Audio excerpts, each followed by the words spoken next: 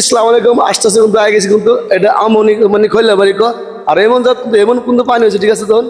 পানির কিন্তু অবস্থা নাই আর কিন্তু সে কিন্তু দাঁড়াচ্ছে ঠিক আছে আর এক কথা মানে কিছু মানুষ কিন্তু বাড়ি ঘরে পানি চিনি হয়েছে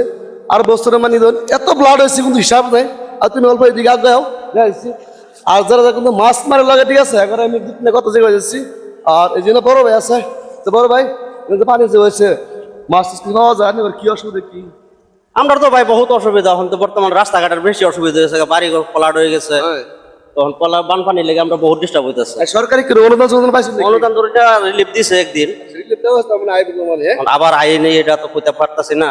বড় মাছ ছোট নাকি বড় ধরনের আয়ে 300 গ্রাম এরকম সাইজের মাছ আর এদিকে যাই এদিকে আইগা তুমি অল্প আগে দিকে আসো ভাই অবস্থা নাই কিন্তু ভাই তখন কি কিন্তু মানুষের হাল অবস্থা ঠিক নাই আর কিন্তু গতিকে মানে ছোট যদি পোলা মাছ এদিকে আসছে হট করে কিন্তু দাঁড়াচ্ছে এখন যাবে পারে কিন্তু অসুবিধা নাই